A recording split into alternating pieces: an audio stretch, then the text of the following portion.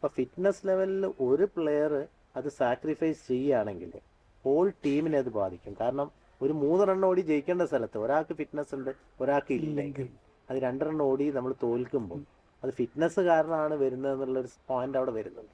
അത് അവൻ ഹൈലൈറ്റ് ചെയ്തത്. അത് ശരിക്കും നമ്മൾ ആലോചിച്ച് നോക്കുമ്പോൾ വളരെ ശരിയായിട്ടുള്ള കാര്യം.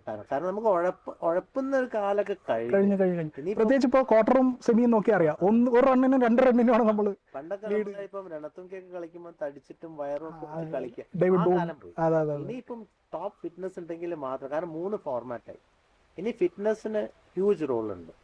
ഇപ്പൊ തന്നെ എനിക്ക് തോന്നുന്നു സെലക്ഷന്റെ ക്രൈറ്റീരിയയിൽ തന്നെ യോയോ ടെസ്റ്റിന്റെ എന്തോ അത് ക്രോസ് ചെയ്തിട്ടില്ലെങ്കിൽ അവർക്ക് സെലക്ഷൻ കിട്ടില്ല. അപ്പൊ അത് ഇന്ത്യൻ ടീമിൽ മാത്രമല്ല സ്റ്റേറ്റ് ലെവലിലും കൊണ്ടുപോകും. അപ്പം നമ്മൾ സ്റ്റേറ്റ് ലെവൽ കഴിഞ്ഞ് ഇന്ത്യൻ ടീമിലേക്ക് വരുമ്പോൾ തന്നെ അവർക്കൊരു ഫിറ്റ്നസിന്റെ വറീസ് അവിടെ വരുന്നില്ല. State way is there for the fit.